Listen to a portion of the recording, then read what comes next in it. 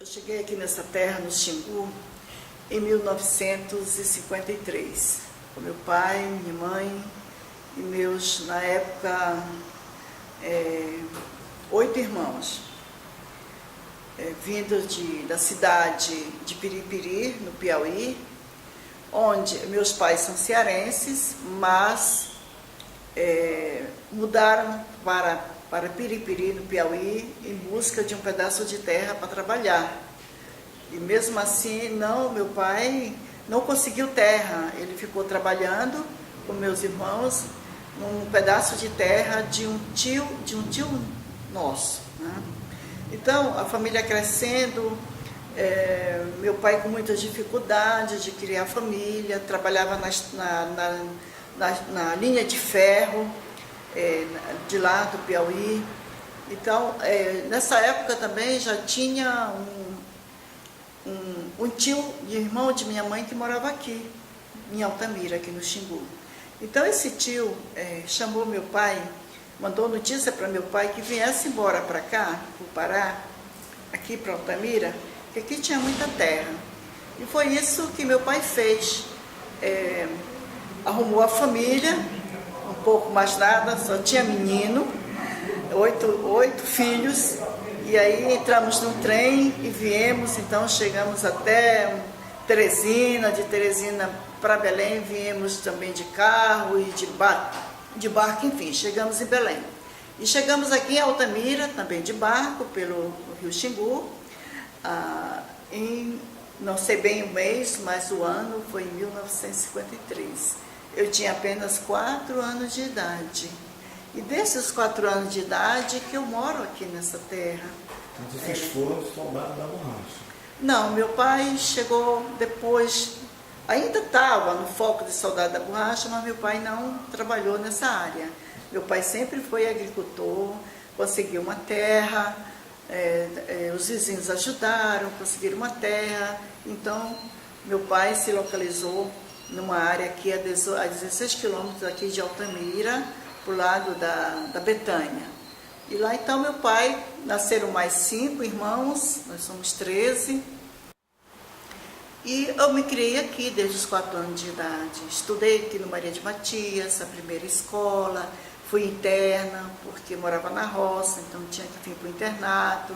Então, toda uma história assim de como, da época que eu acompanhei Altamira. Ainda lembro nos 4 anos de idade, quando cheguei aqui. Foi muito difícil, mas meu pai conseguiu equilibrar, né, nossa família, e continuamos trabalhando na agricultura familiar, então, nessa área.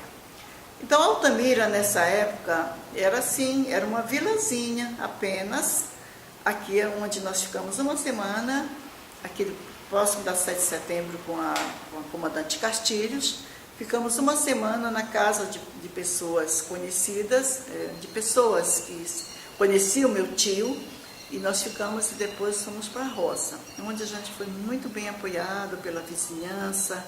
Os vizinhos faziam mutirão de trabalho para fazer a roça, para o plantio, para a colheita, enfim, né? E Altamira era apenas uma vila, né? Quando eu vim ser interna para o internato no Instituto Maria de Matias com 9 anos de idade. Então eu cresci aqui, né?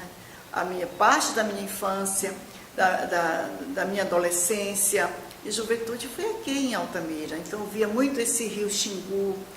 Era a época tinha muita borracha, muita castanha.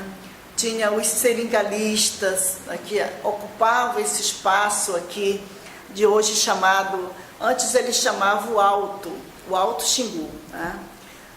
E hoje tem o nome de Terra do Meio. Então tinha o seringalista do Riozinho do Anfriso Nunes, e outros mais que deram conta desses grandes seringais e castanhais aqui nessa região, entre o Xingu e o Rio Iriri, chamada hoje Terra do Meio. Então, chegava assim dezenas e dezenas de barcos, cheios de castanhas, com aquelas bolas de borracha. Tudo isso era colocado na beira do rio, ali não tinha cais, era a beira do rio. contemplado com inúmeras mangueiras à margem do rio Xingu, aqui na rua que chamava Rua da Frente, hoje tem o nome de Rua João Pessoa, Avenida João Pessoa. Então era assim, eram animais, galinhas, caças, tartaruga, tracajá, jabuti, eram esses produtos. Também tinha os indígenas que vinham também com seus produtos, a castanha também para vender. Então essa era a economia daquela época, da época da década de 50, 60, 70, tudo isso eu visualizei aqui em Altamira. Então, quando veio, então, a gente vivia numa paz, numa tranquilidade, era o céu aqui. Altamira era realmente um lugar magnífico, com esse rio, com as suas ilhas, suas florestas. Então, era muito prazeroso a gente ir na beira do rio, ficar tomando banhos, amizades, laços familiares, a escola, enfim.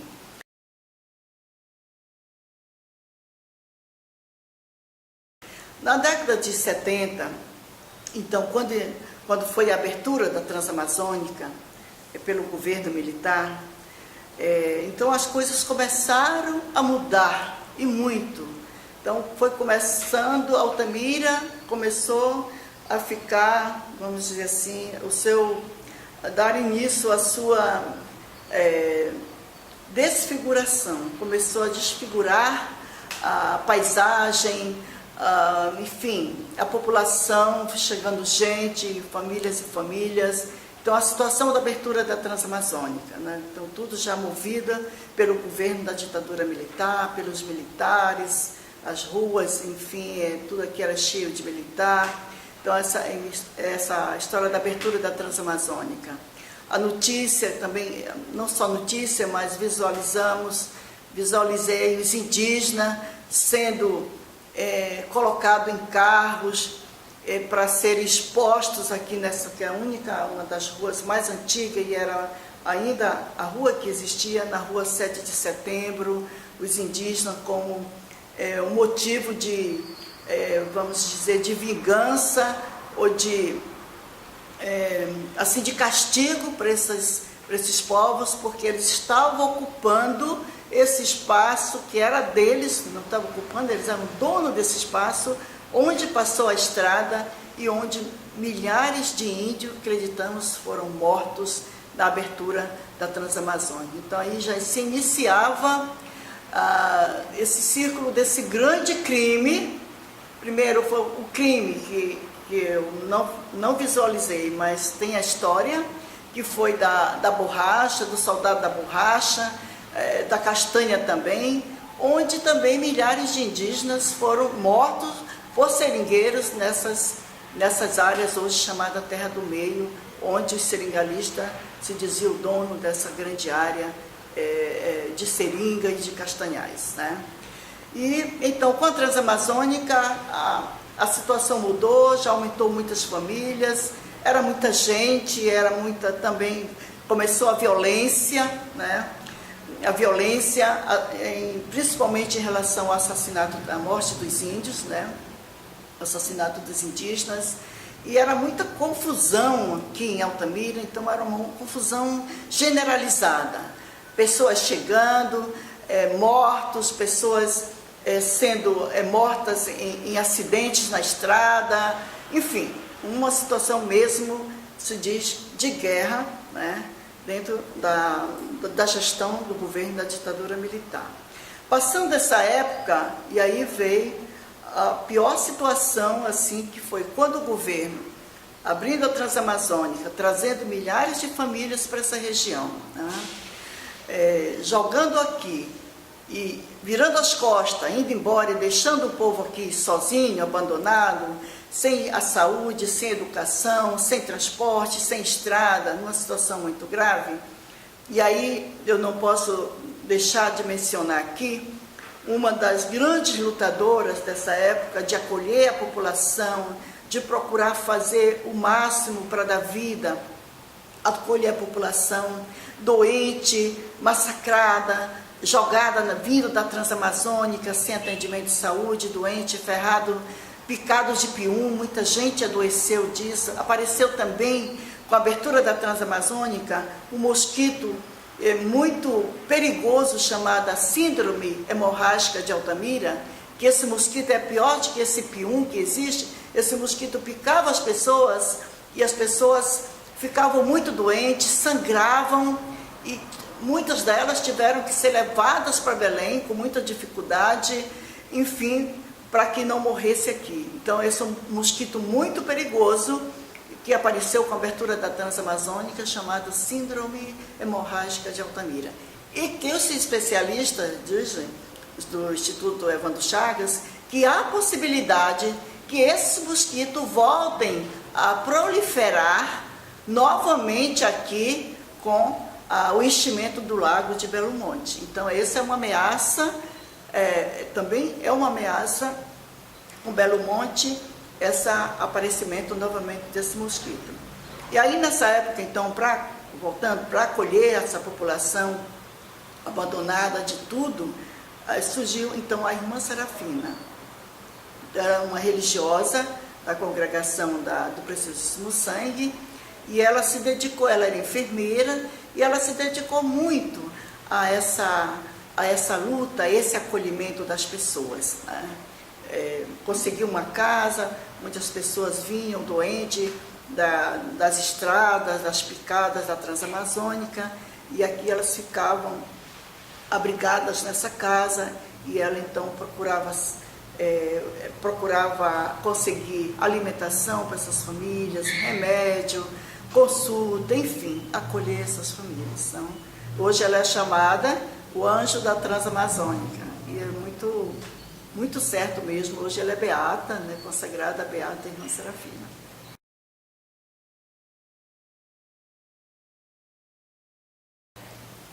Então foi essa época. A Altamira já mudou, já desfigurou, né? Já não era mais aquela cidade, aquelas ruazinhas, tudo mais. E aí também surgiu, junto de tudo isso, as ocupações ou as invasões de terra, ou as ocupações, porque as famílias, grande parte delas que vieram aqui trabalhar na estrada, não tiveram mais como voltar, também não tinha um pedaço de terra, nessas agriculturas não tinha. Então elas começaram a ocupar espaços de um lado e do outro da estrada. Então também já tinha por trás dessa abertura da Transamazônica os grandes latifundiários que iam tomar conta desse espaço da estrada, né? As margens da estrada. E isso gerou muito conflitos e aconteceu muita violência. Tinha pistoleiros aqui, contratados, principalmente aqui na rua 7 de Setembro, uma coisa horrível, que é ruim lembrar isso, mas os pistoleiros ficavam na esquina aguardando o trabalho da pistolagem para matar trabalhadores, para matar, enfim, trabalhadores rurais e tudo mais, que quando os latifundiários que já se dizia o dono dessas grandes áreas, se sentiu afetado pela ocupação de uma família ou duas nessas áreas. Então, aconteceu muitíssimo, muita violência mesmo, muitas mortes. E quem também saísse em defesa desses trabalhadores, como o caso da Abraão Lincoln, lá em Medicilândia, da cana-de-açúcar, enfim, todos esses aí, os trabalhadores que ficaram sem pagamento, que foram enganados, e outras tantas situações de trabalho escravo mesmo, foram enganados, e que as pessoas se colocavam na defesa dessas pessoas exploradas e tudo massacradas, violentadas, eram ameaçadas de morte, assim como o nosso bispo Dom Evio, né? Foi ameaçado de morte naquela época, e hoje ainda essas ameaças, outras formas hoje, como a situação da defesa da Amazônia e defesa contra Belo Monte, continua ameaçada. E outras tantas e tantas pessoas que foram ameaçadas e outras tantas que foram mortas também. E aí vem toda essa situação. Altamira sofreu mais esse grande impacto, né? Tanto as populações que já moravam aqui, como também as populações, as famílias que foram jogadas aqui, enganadas, pela propaganda do progresso, pela propaganda do desenvolvimento do governo e das empresas. Então, partindo daí, as famílias que aqui ficaram e que não tiveram mais condições de voltar para os seus estados, para suas terras, elas foram assim como que obrigadas a se juntarem, né? E não, nos anos 80, no final dos anos 70 e a década de 80, então foi anos em que essas famílias, a partir de todos esses municípios de Rurópolis, Placas, Urá, Medicilândia, Brasil Novo, que eram pequenos municípios se formando, né? E outros também como Anapu, Pacajá. Então, mas essa organização dos trabalhadores iniciou em Rurópolis, com os trabalhadores, com as famílias rurais. Iniciou-se então uma organização. E nessa época também, a Igreja Católica, como sempre aqui, o Bispo Dom Eve, sempre deu muito apoio a todas essas lutas de organização em defesa da vida, em defesa dos direitos, pela garantia dos direitos.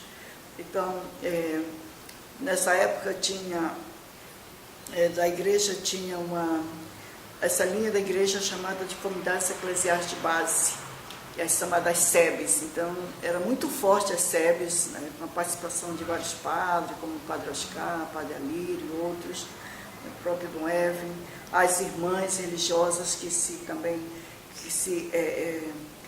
que foram para esses municípios, principalmente Uruará e Medicilândia, Brasil Novo, para ajudar o povo.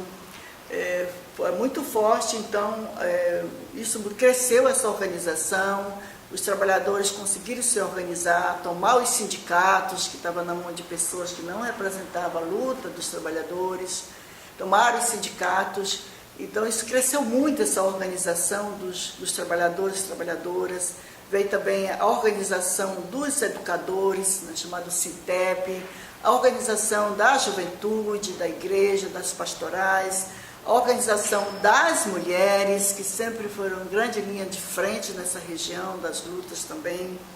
Então, junto com as SEBs, essa organização foi um grande fortalecimento, que na década final de 80, teve o nome de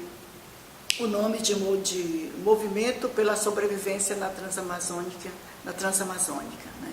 Como esse movimento, grande movimento de juntando todas essas lutas, todas essas organizações, para pressionar o governo, trazer o governo aqui. Isso aconteceu em 90, trazer o governo aqui, enfim, para os trabalhadores fazer uma pauta de reivindicação, de propostas para a melhoria da região de Altamira e região, né? Então isso aconteceu, mas os governos sempre de costas. Muitas vezes esse movimento foi a Belém, foi a Brasília, reivindicar os direitos, levar propostas para que essa região não ficasse tão abandonada e as famílias tão abandonadas, e que os direitos das famílias, dessa população, fosse garantido através da educação, da saúde, enfim.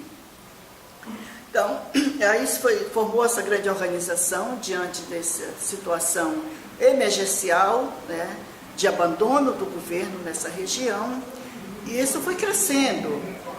Então, Altamira também foi crescendo, né? E aí, com essa luta dos trabalhadores e trabalhadoras de todas essas categorias, se trouxe para cá melhorias na educação. Se hoje aqui nós temos as universidades, foi uma luta desse grande movimento regional.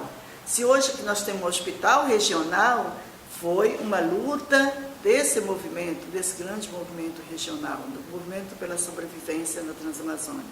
Se hoje nós temos, não só aqui na região, mas no Brasil todo, os agentes comunitários de saúde, foi uma luta desse grande movimento. Nasceu aqui essa proposta de agentes comunitários de saúde, porque na região, com a abertura da Transamazônica, das vicinais, então as famílias foram muito para dentro dos travessões, muito difícil acesso a chegar no hospital, no posto de saúde que não existia. Então, a proposta foi formar pessoas da comunidade nas ações básicas de saúde, para que ela ajudasse naquela comunidade as famílias a melhorar as suas condições de saúde e adoecer menos. Então, hoje no Brasil já é uma lei, né, dos agentes comunitários de saúde. Então, isso foi uma proposta vitoriosa que saiu daqui desse grande movimento da região da Transamazônica. Então, com toda essa luta e melhorias, estradas, apesar de que a Transamazônica hoje ainda não está totalmente pavimentada e tudo mais, mas tem sido uma luta mesmo de muitos anos e continua hoje com 45 anos ou mais. Essa luta continua para que essa grande estrada, né, seja realmente reconhecida como uma estrada que foi feita para trazer melhoria para a população da região, né? E que isso ainda, de fato, ainda na sua totalidade não foi ainda mostrada, não foi ainda definida, né?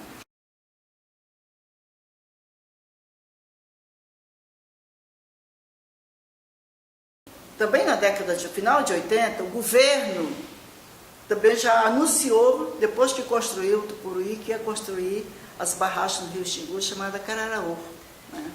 Então isso também trouxe muita gente para cá, trouxe também muita violência, muitas situações desagradáveis, que os indígenas se manifestaram. Teve um grande encontro aqui em 89, onde os indígenas denunciaram o governo no Banco Mundial, que as barragens do Xingu, chamada Cararaú, ia destruir as terras deles. Então isso, com essa denúncia, o banco não repassou mais os recursos, que era o Banco Mundial.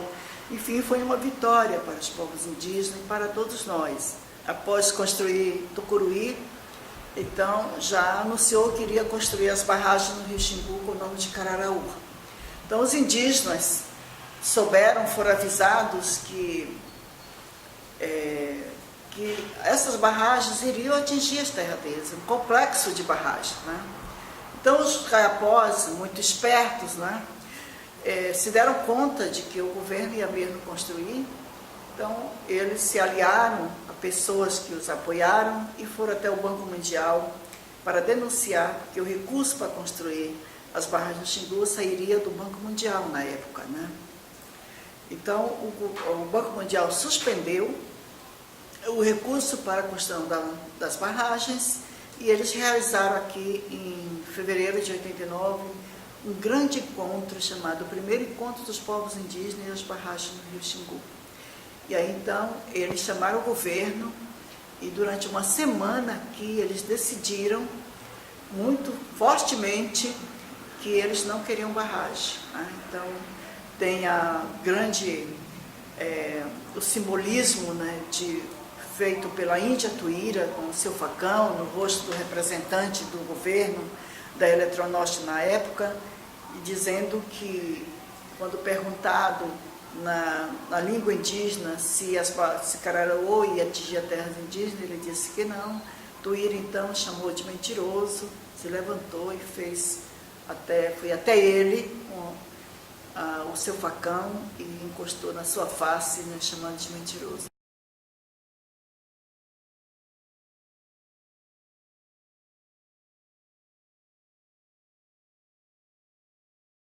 Então isso foi um gesto heróico, guerreiro, da Índia Tuíra e de todo o seu povo, que cancelou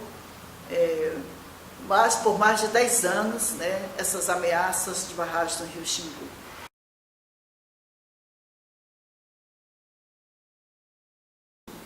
Veio a década então de 90, já se ouvia rumores de que o governo iria construir as barragens no Rio Xingu, mas que não seria mais com o nome de Cararaú, porque os indígenas caiapós proibiram que falasse esse nome, porque Cararaú, para eles, é um grito de guerra deles. Então, não poderia um grito de guerra da luta pela vida e não pela morte, no caso de construção de barragem no seu rio, né?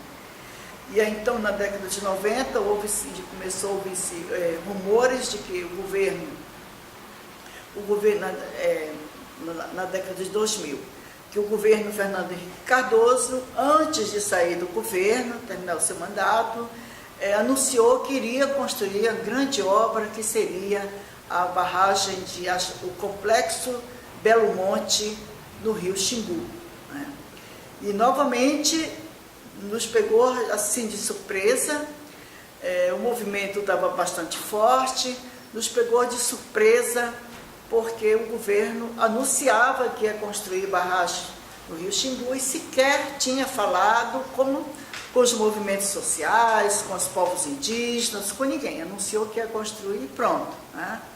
E aí, então nós nos apressamos de conversar para saber o que era isso, e então aconteceu um grande encontro do movimento social, com presença de indígenas, com presença de ribeirinhos aqui da Volta Grande, da Terra do Meio, hoje chamada Terra do Meio, que hoje se constitui as Resex.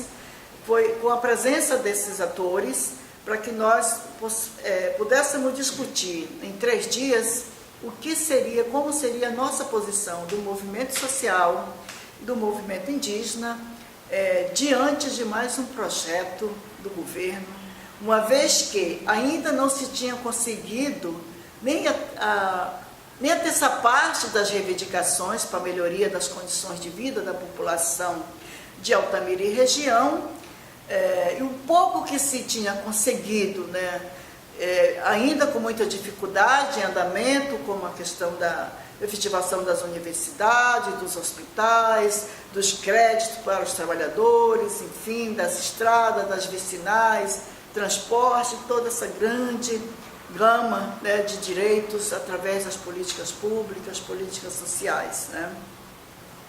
E então, nesses 3 dias se decidiu que o movimento social continuaria firme, esse movimento pela sobrevivência na Transamazônica continuaria firme nessa luta, a luta de estar denunciando, propondo melhorias, pressionando os governos, as autoridades, mas que a partir daquela data continuava contra mais esse projeto, né, e com um outro nome. Passou-se então a chamar-se de Movimento pelo Desenvolvimento na Transamazônica e Xingu. Então, a partir daí, esse grande movimento regional de lutas aglutinou na sua essência, né, da sua luta, do seu objetivo, da sua missão, o Xingu junto, porque antes era só a Transamazônica, a gente não falava nas lutas do Xingu, né? Então, Movimento pelo Desenvolvimento na Transamazônica e Xingu. Não se queria somente mais sobreviver, mas sim desenvolver. Mas da nossa ótica, do nosso objetivo da palavra desenvolvimento, desenvolver, não era dessa forma que o governo está projetando com os seus projetos para a região amazônica. Não era isso. Era outra forma, onde as pessoas que aqui moram nessa região, em Altamira e na região, tivessem as condições dignas de viver, com seus direitos garantidos, qualidade de educação, de saúde, enfim, de toda a infraestrutura da cidade, que ainda é muito precária, das cidades, tanto de Altamira como todas as cidades da região, das condições de melhoria, enfim, era isso, desenvolver, era o bem-estar garantido pela democracia dos direitos fundamentais para a população da região. Isso, com certeza, não melhoraria só as condições de vida nossa nessa região, mas também de todo o Estado e de todo o Brasil, porque com melhor investimentos para a agricultura familiar e para outras formas de investimentos da riqueza que a nossa região tem, tanto na questão madeireira como na questão do cacau, nos minérios, enfim, a própria situação da energia, com modalidades, né, alternativas de se fazer energia para melhorar as condições de vida das populações que moram no final dos travessões, enfim, a luz para todos, porque hoje a luz para todos, ela se constitui também num peso para as famílias, porque elas têm que pagar, passa na sua porta, tem que ser caro para fazer o rebaixamento e depois as famílias têm que pagar. Quer dizer, é mais um ônus que a família tem com a luz para todos. E então, tudo isso, quer dizer, todas essas políticas de melhorias, né, políticas públicas, é isso que nós sonhávamos. Essa era a nossa proposta para a região. O desenvolver nosso era isso, né? Mas não foi tudo diferente do que a missão do movimento. Então, esse grande movimento continuou dizendo que era contra esse modelo de gerar energia através de barramento de rios, de destruição de rios, das comunidades tradicionais, como o nosso Rio Xingu. O Rio Xingu é um rio indígena. Então, com a situação de mexer com as famílias indígenas, com as comunidades indígenas, então tudo isso para nós era um grande problema com esse modelo. Mas aí Fernando Henrique, aí foram muitas coisas erradas. O Ministério Público Federal entrou com a ação e foi embargado pela Justiça, porque, como sempre e até hoje, Belo Monte, Cararaú, Belo Monte é um projeto da ditadura militar e assim continua, com todas as letras, com todas as vírgulas e todos os pontos, continua um projeto da ditadura militar. Então a Justiça conseguiu embargar pela uma série de irregularidades que as empresas que o governo estava fazendo. Então, o Fernando Henrique saiu, quando voltou, então entrou o presidente Lula, então foi uma grande esperança para esse movimento, praticamente todo esse grande movimento, sendo base do Partido dos Trabalhadores, sindicatos, enfim, os movimentos, uma grande esperança de que esse governo, que era o governo eleito pelo povo, né, um governo popular, não iria passar adiante em nada sem ouvir a população, a decisão da população, né, dos povos indígenas, de toda a população. E para a nossa grande, avançando já, para a nossa grande decepção, foi o que mais andou nesse projeto Belo Monte, foi esse governo, o governo do PT. E aí, então, em 2005, o movimento juntou vários especialistas, juntaram vários especialistas e escreveram um livro mostrando que Belo Monte continuava sendo o mesmo Cararaú e que seria tão prejudicial, tão nocivo, tão inviável, né, como Cararaú. Então esse documentário foi lançado em 2005 como um alerta para o governo, mas o governo ignorou, né, e daí então o governo só avançou na propaganda para construir as barragens no Rio Xingu, o complexo Belo Monte. Então, em 2008, os indígenas, vendo que o governo avançava e que não ia ouvi-los e que não ia respeitar as leis, convidou os movimentos sociais para realizarmos um grande encontro nos moldes do encontro de 89, em Cararaú. E então esse encontro aconteceu de 19 a 23 de fevereiro de 2008. E esse encontro foi programado com os povos indígenas da Bacia do Xingu, os Gaiapós, os povos indígenas aqui, e os movimentos sociais dessa região. Grande movimento pelo desenvolvimento na Transamazônica e Xingu. Então, esse encontro foi programado e os próprios indígenas no encontro lançaram com o nome que nesse encontro poderia ser um encontro chamado Encontro Xingu Vivo para Sempre, porque eles queriam um rio vivo para sempre, para os seus familiares, para os seus descendentes.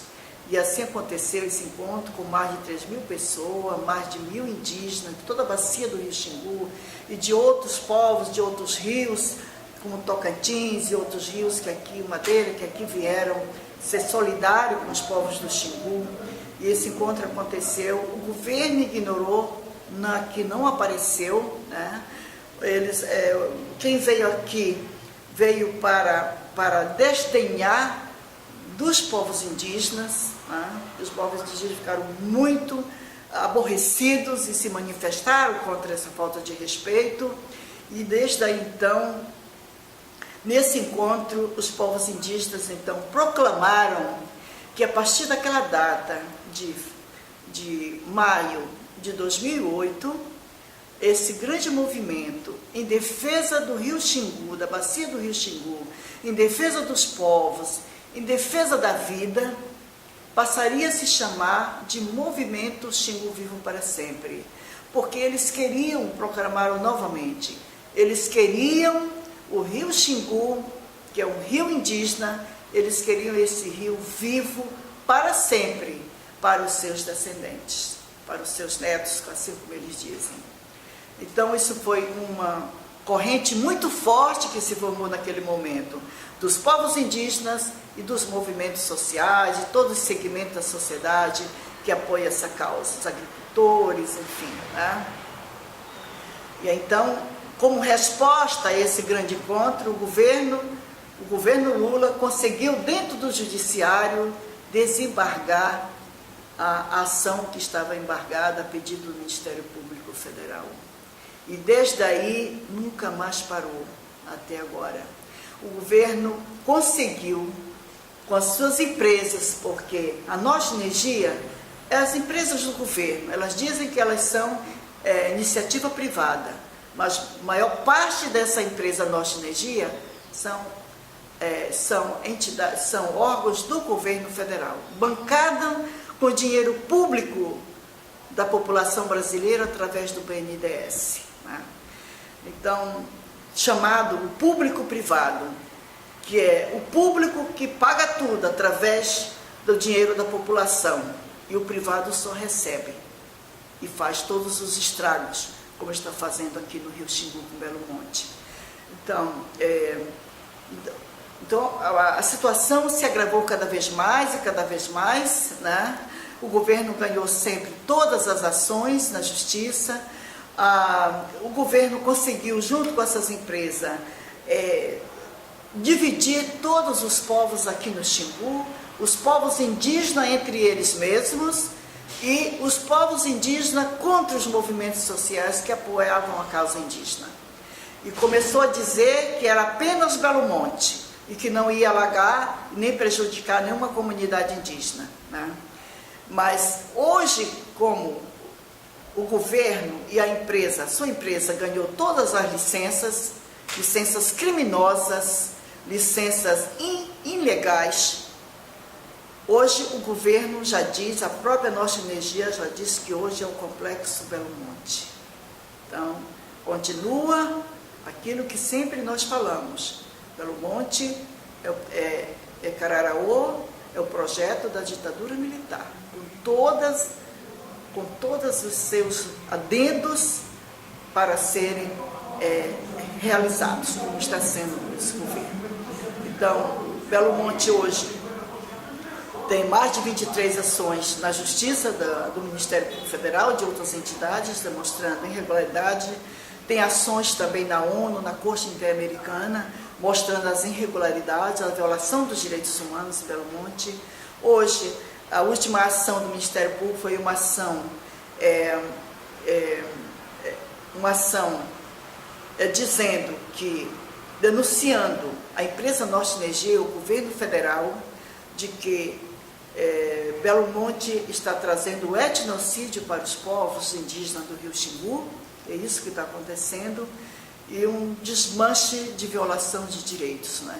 Então, muita coisa, o governo passou por cima, a empresa, com toda a sua ditadura, passou por cima das leis, dos direitos. Hoje, esse é um projeto que veio para exterminar Altamira, tá? Para exterminar a identidade da população de Altamira, a identidade dos povos indígenas, veio para exterminar as culturas aqui existentes, tá? Tudo isso esse projeto veio trazer. E se pode dizer que eles, no seu grande poder ditatorial do governo e das empresas, né? Se pode dizer que eles estão exterminando realmente com culturas, com identidades, com vidas. Porque matar o Xingu é matar a identidade do povo do Xingu. Matar, tirar as famílias de onde elas moravam, principalmente os ribeirinhos, há centenas de anos que foi passando de pai descendente para descendente, e jogá-los aqui numa cidade, como fizeram com os ribeirinhos, um peixe fora d'água, as famílias estão doentes, estão passando fome, estão morrendo, estão adoecendo. Isso é matar. Isso é matar sua identidade, é matar seus modos de vida. Então, infelizmente, essa região foi marcada pela ditadura militar, pelas as regras econômicas do poder deste planeta, das grandes corporações que devoram esses governos, e mesmo o governo considerado como governo popular, um governo como o do PT, Lula e Dilma, esses governos se deixaram mais se absorver por esses crimes das corporações, do grande poder, do grande capital, porque o capital tem nome e endereço, são os governos, todas hoje denunciadas na Operação Lava Jato, né? Como então Belo Monte é um projeto de corrupção, de propinas de corrupção, de crimes, de irregularidades. Então tudo isso é uma morte para nós. Nós deveríamos viver com dignidade.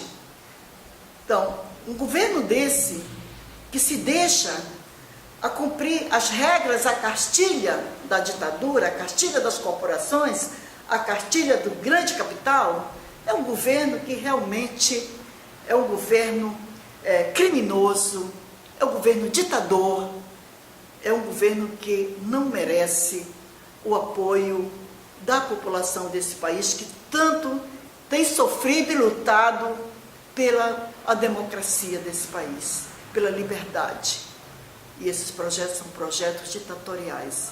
Então, tudo isso vem trazer para Altamira hoje a desfiguração total da nossa cidade, jogar as famílias para qualquer lugar, violar os direitos da família. Isso não se faz, isso não tem remédio, isso não tem perdão, não é remédio, isso não tem perdão. O mínimo que eles façam hoje para reverter a situação, minimizar os impactos, isso não existe. Ninguém minimiza impactos. Porque os impactos sofridos hoje, os afetados, eles ficam para sempre nas pessoas. Eles ficam para sempre nos olhos das pessoas. As pessoas olham a Altamira hoje, não é aquela Altamira.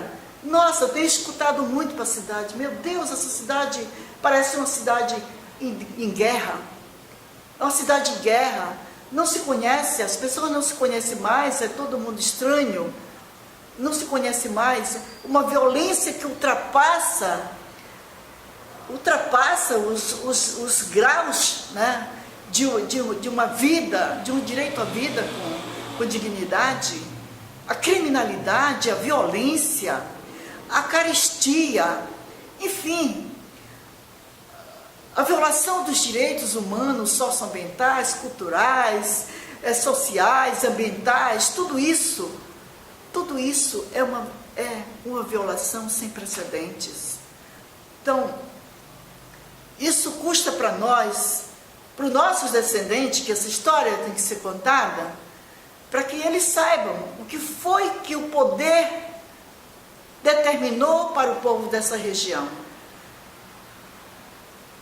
Soldados da borracha, a matança dos gatos para fazer dinheiro, dos animais, a destruição da floresta com a grilagem, com madeireiros para destruir nossa floresta, tirar madeiras ilegais, tudo isso com a conivência de poderes, a destruição, a abertura da Transamazônica, jogando pessoas aqui para ficar à míngua, a morte, quando se vai se levantando da destruição que a Transamazônica trouxe, das irregularidades, da violação dos direitos, quando estamos nos levantando, o povo de Altamira e dessa região, o governo joga outra bomba relógio aqui de destruição daquilo que nós tínhamos conquistado, de anos de lutas, de sofrimento com o projeto Belo Monte, do complexo Belo Monte.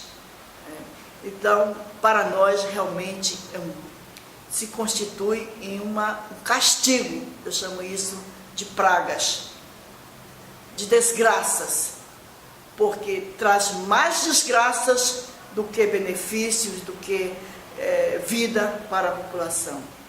E é assim que eu vejo, enquanto a luta que veio travando desde a década de 80, junto com os movimentos, o movimento de mulheres, que foi um movimento criado, eu faço parte da criação do movimento de mulheres de Altamira e da região, com toda essa luta, dos crimes que cometeram contra as mulheres, dos assassinatos das mulheres, que nós conseguimos com a organização diminuir esses crimes, com o assassinato das crianças de Altamira, o caso emasculado, que com a organização, a nossa luta, nós conseguimos parar esses crimes. Então hoje nós estamos vendo o que com esse projeto desenvolvimentista de progresso chamado pelo governo e por muitos ainda que não enxergam o que realmente é progresso, é vida. Estamos vendo hoje a nossa juventude sendo assassinando no mundo do crime, assassinando, enfim, cometendo crime contra as pessoas, contra os seus próprios seres daqui dessa região, com seus próprios, enfim, com os próprios altamirenses aqui, e sendo assassinados, perdendo a sua vida. E as crianças sendo abusadas sexualmente, a prostituição infantil. São as mulheres sendo novamente assassinadas, violentadas. É uma insegurança total, as políticas públicas aqui que não funcionam, nem saúde, nem educação, nem segurança. É a falta de moradia de qualidade, jogar as famílias em bairros distantes, sem condições, sem infraestrutura, sem transporte, sem saneamento adequado, sem água, os bairros sem água, sem escola, sem atendimento da saúde também, pagando alta taxa de iluminação, de energia. Isso é uma contradição, isso é uma violência grande contra a nossa vida, que estão construindo aqui a maior hidrelétrica desse país, a terceira maior do mundo, e o povo aqui sendo subjugado a pagar a energia mais cara desse país. Então, isso é uma morte. Isso é uma morte. Então, com tudo isso, que nada de benefício trouxe para a população, hoje a própria população diz isso, né? Foi um grande engodo, uma grande violência, uma grande enganação, Belo Monte, né? Então, tudo isso se constitui realmente numa morte que está sendo trazida novamente agora. Estamos perdendo aquilo que nós ganhamos, aquilo que nós lutamos nesses anos todos para conseguir, depois da Transamazônica. Estamos perdendo, porque estamos perdendo as famílias que foram embora para a distância, os laços familiares. Então, tentando acabar com a nossa identidade, com as culturas, enfim, né?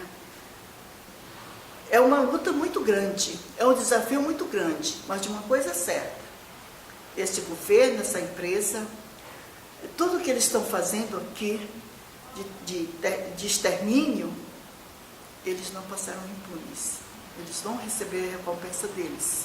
Porque nós também não vamos deixar de continuar nessa luta pela vida, pela garantia dos direitos, doa a quem doer, pela garantia do direito, denunciando sempre os crimes que estão sendo feitos aqui pelo governo, pelas empresas, pelas corporações, com esse projeto Belo Monte. E estamos formando uma grande rede a nível nacional e internacional contra esse modelo, esse projeto de destruição da vida. Estamos numa grande luta de redes sociais, de organizações, para que a nossa voz não se cale e que ela seja sempre forte. Aqui, em qualquer lugar, tem gente gritando, tem gente falando contra esse modelo de destruição e morte, que tem como o exemplo vivo, triste, mas real, que é Belo Monte. E para nós, Belo Monte não é fato consumado, porque essa luta não acaba aqui, ela está continuando e ela vai continuar para sempre, porque nós temos um compromisso e um dever de continuar lutando para que as nossas presentes e as futuras gerações, elas possam também ter vida, elas possam também ter direito a uma dignidade, de um meio ambiente saudável, de água e tudo isso, e o planeta. As nossas presentes e futuras gerações de todo o planeta. Nós temos essa luta, ela precisa continuar pelos que vêm depois de nós para salvar o planeta, ainda é possível. Não é possível na sua totalidade, mas é possível que possa parar toda essa destruição e morte, a exemplo de Belo Monte, que está sendo implantada em todos os continentes. Isso ficou muito claro para mim quando estive no Tribunal em Defesa da Natureza, agora na COP, lá em Paris. Isso ficou muito claro. Todos os continentes se manifestando. O que acontece na Europa, em todos os continentes, acontece aqui na Amazônia, no Xingu, no Brasil, está acontecendo em todos os continentes. Só muda o endereço e os lugares, mas a forma ditatorial de destruição e morte da vida do planeta está em todos os continentes. Portanto, é importante que essa luta cresça e que cada um que está escutando agora, que está ouvindo o que eu estou falando e que outras pessoas também estão falando, que cada um de você que está ouvindo, você também é responsável. Você tem um compromisso ético, moral, de vida com os seus descendentes. Você não pode se acomodar, porque está muito claro para nós, pessoal, quem se constitui a maior autoridade de uma cidade, de uma comunidade, de um país, de um mundo, de um planeta, é o povo. Essa é a maior autoridade, mas quando ele está unido e organizado no objetivo comum. E é isso que precisamos aprender. E é isso, não só aprender, mas exercer, fazer, agir. Esse modelo de desenvolvimento implementado aqui no Xingu está seguindo para a bacia do Tapajós, na região de Itaituba. Qual a mensagem que você deixaria para a população de Itaituba, para todos os ribeirinhos daquela região que vão enfrentar essa mesma problemática que você está falando? Então, nós aqui do Movimento Xingu Vivo já apoiamos principalmente os índios mundurucus desde 2000, desde 2013, quando eles aqui vieram ocupar Belo Monte, para os canteiros de Belo Monte, para dar visibilidade à sua luta, porque lá onde eles estão é difícil acesso à informação, é muito distante, Jacarecanga, todas aquelas aldeias, difícil acesso de informação. Então nós ajudamos que eles viessem aqui ocupar os canteiros de Belo Monte para dar visibilidade. Nós apoiamos essa luta, e aqui eles vieram, nós apoiamos essa luta, mesmo com muitas dificuldades, com ameaças de ser presa pela Polícia Federal, enfim, pelas empresas.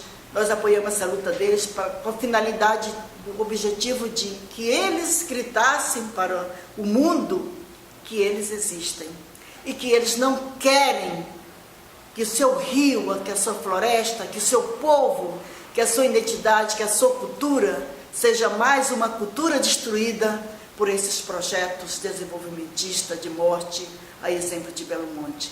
Nós apoiamos, desde essa data, nós apoiamos os povos do Tapajós.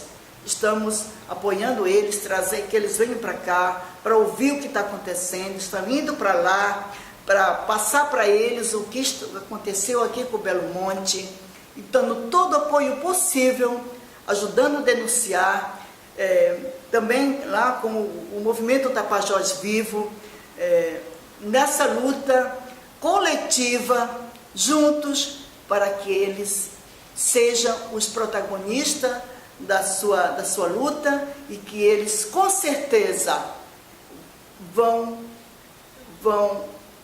parar esse monstro lá e esse projeto lá não vai ser construído. Isso aí eu tenho essa plena certeza o que nós conhecemos de muitos grupos indígenas lá no Tapajós,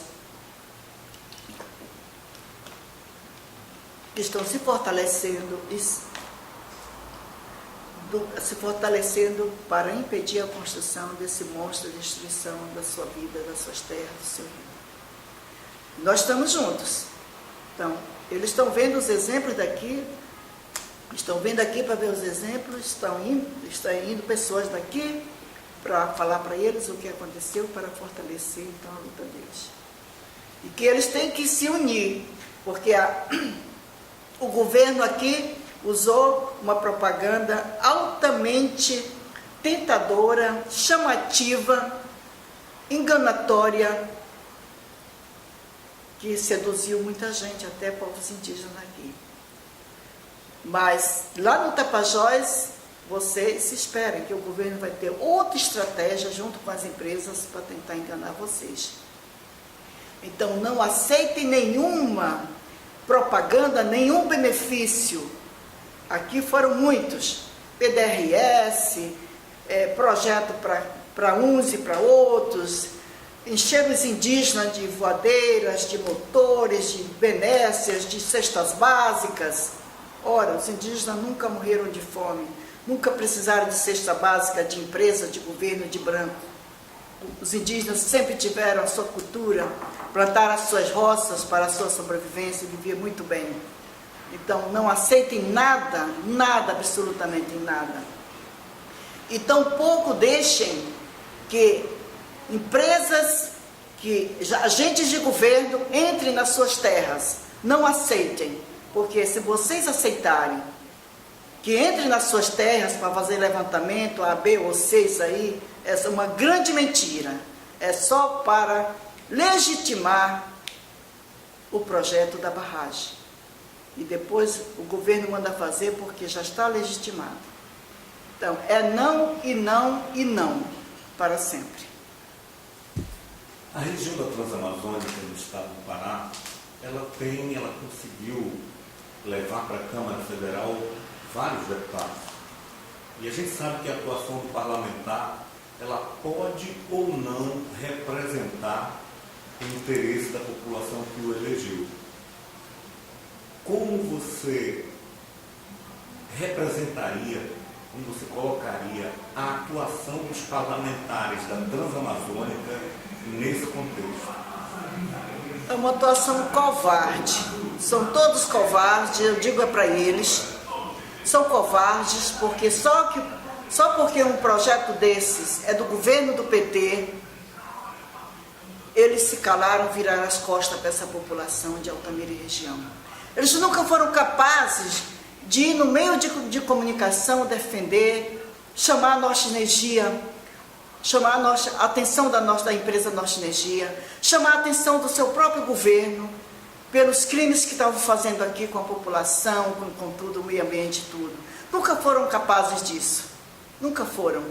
Então eles se calaram, eles fazem parte dessa destruição e morte que é esse projeto Belo Monte para nós. Nós, em Altamira e região, ficamos órfãos de representação política na Câmara de Altamira, na Assembleia Legislativa desse Estado e na Câmara Federal. Nós ficamos órfãos de representação política. Um ou outro deputado que ainda fala, marcam reuniões em Brasília e fazem alguma reunião para denunciar Belo Monte, que não foi nenhum daqui dessa região de Altamira. Foi o deputado do Estado do Pará, o deputado Jordi. O que é certo a gente diz, seja de qualquer que seja partido. Cumprir um pouco do seu poder que tem de tentar fazer alguma coisa. Os outros deputados nunca reuniu o povo de Altamira e da região para saber o que estava acontecendo, o que a empresa estava fazendo, se estava tudo certo. Nunca. Então, é conivente, faz parte, foi omisso, conivente com tudo que está acontecendo aqui. Então, faz parte desses crimes também. Então, porque os parlamentares, eles estão interessados no poder, de ganhar dinheiro, de pegar dinheiro de empresas. Então, eles se apoderam do poder para entregar as nossas riquezas, os nossos recursos naturais na mão dessas empresas. A mineradora, como essa bela opção aqui, que esse governo do estado do Pará tem entregue na mão dessa empresa canadense a riqueza, os direitos da população daqui do Xingu, a violação dos direitos que está sendo feito com essa população. Então, eles são covardes, eles viram as costas, eles não representam o direito, realmente, não representam os direitos da população. Eles se tornam covardes, eles entregam, apoiam e faz parte desses crimes. Por isso é que o povo, organização social, não tem que se tornar movimento governista. Movimento governista. A organização social popular é do povo, é o povo que decide, é o povo que faz. Nas conversas que nós estamos tendo em Altamira, a gente percebeu que algumas pessoas que poderiam fazer falas importantes, inclusive intelectuais, ligados ou não à universidade, se silenciam, se recusaram a falar ou falaram apenas sem gravar. A que você atribui esse silêncio dos intelectuais na Transamazônica? O fato de não ter mais mídia nacional e internacional tão intensa quanto há algum tempo, ou o medo? Medo. Medo medo e acusação da sua própria consciência, que antes levantava a bandeira, né? Depois, porque está no governo e é o governo do PT, ou está ligado ao governo, ou está ligado a benécias desses governos, se calaram. Então, a gente chama isso, foram cooptados, se deixaram cooptar, porque consciência eles tinham. Então, não foram enganados, eles se deixaram cooptar. Então, quem cala, consente. Se tornaram para nós pessoas praticamente inúteis, porque não foram capazes de nos defender, não foram capazes de falar, não foram capazes de levantar sua voz, né? E mostrar que o seu compromisso continuava, ético. Perderam a sua ética. Então, a carta hoje, para nós, para mim, são descartáveis. São descartáveis. Os intelectuais se silenciaram no Transamazônica. Os intelectuais se silenciaram, porque com certeza receberam benécias, ou dinheiro para construir a universidade, para isso, aquilo, outro, uma série de situações que aconteceu, que foram postas pelo governo, pelas empresas, para silenciar, e que o governo e as empresas não tivessem preocupação com essas pessoas, que essas pessoas continuassem denunciando, ajudando a população, os movimentos sociais, e que eles, não dessem trabalho, né? não fosse a voz da população, não ajudasse a denunciar, a falar, a esclarecer a população do que estava acontecendo no Belo Monte. Então, eles preferiram receber essas benécias e se calar. Com aquele ditado que eles usam para se defender, que não tem argumento nenhum, assim, não tem jeito. Eu sei que muitos disseram, e me disseram, não tem jeito mais, a gente tem que aproveitar, o governo quer construir, ele vai construir, e a gente tem que aproveitar alguma coisa para minimizar os impactos. Isso não é desculpa, isso é realmente uma covardia. Isso é essa postura de intelectuais, de pessoas que assim agem, é uma postura covarde, de covardia mesmo, de traição, que trai o seu povo. Algumas pessoas chegam a falar que os movimentos sociais, alguns que estiveram à frente do movimento de não a Belo Monte, hoje também se silenciam. Qual a resposta que você dá a alguns movimentos sociais, ou que se silenciaram, ou que recuaram? Então, para essas pessoas e esses movimentos sociais, a resposta é que eles se acovardaram. Não tem outra palavra, tem que chamar de covardes. É que eles traíram a consciência de outras pessoas que trabalhavam junto nesses movimentos, que tinham uma posição, e todos tinham uma posição firme, e que eles se acovardaram e jogaram a bandeira no chão e acharam melhor ficar calados e receber benécias. E que hoje eles estão vendo que Belo Monte é uma grande porcaria, é um crime, é uma destruição, e que os seus descendentes vão cobrar deles isso, porque eles deixaram de lutar, eles deixaram de agir e se calaram. Então a consciência deles acusam que eles se acovardaram e que eles traíram a si mesmos.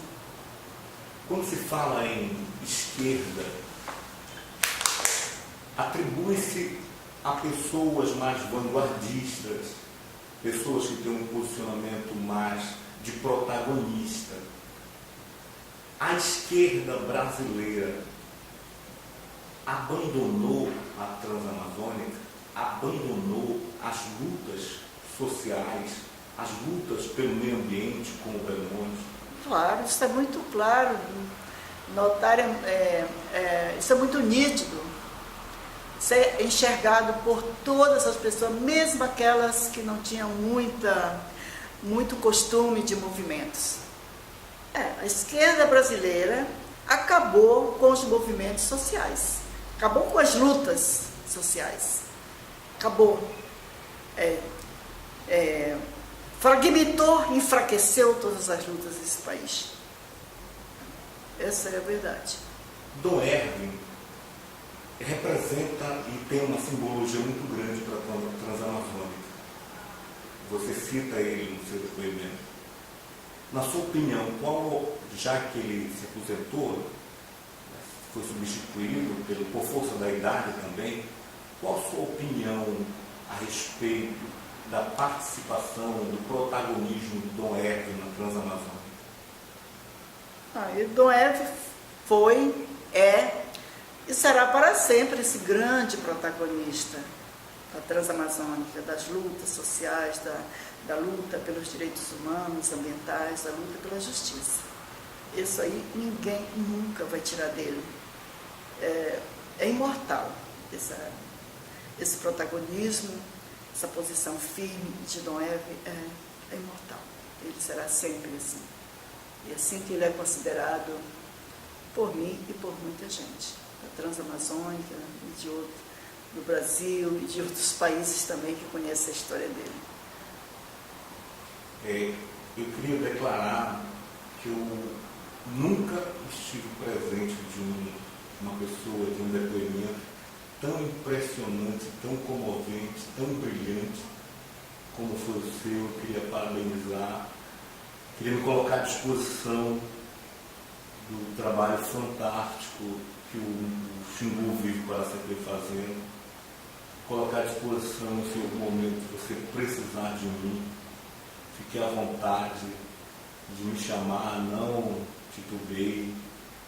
Eu estou impressionado com a força, com a garra que você demonstra do início ao fim, que uma vez alguém me perguntou se cansava.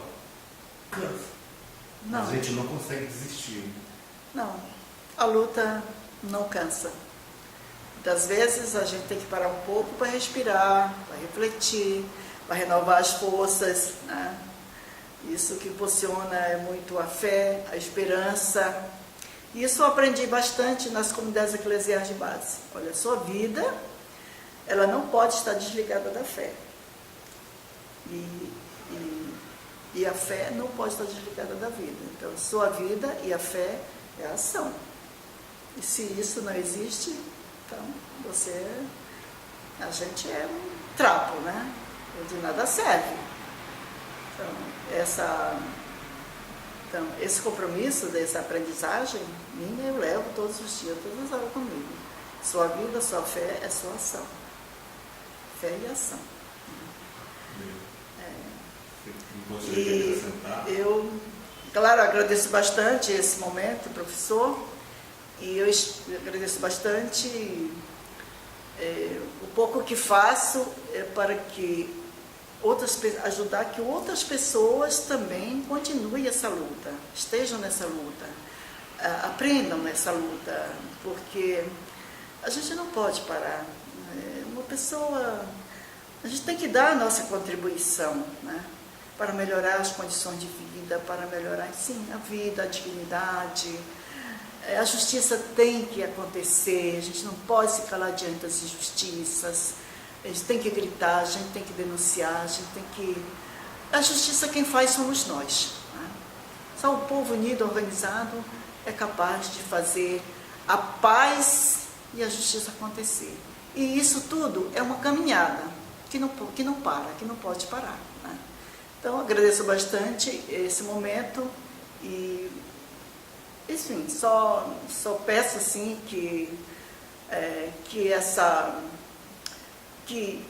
enfim, tudo que falei e que eu, em todos esses anos de luta e de experiência, de vivência, tenho acompanhado e vivido, participado, pelo menos gera algumas sementezinhas que possam crescer por aí afora das pessoas que estão me ouvindo a mim e ouvindo outras pessoas também nesse projeto.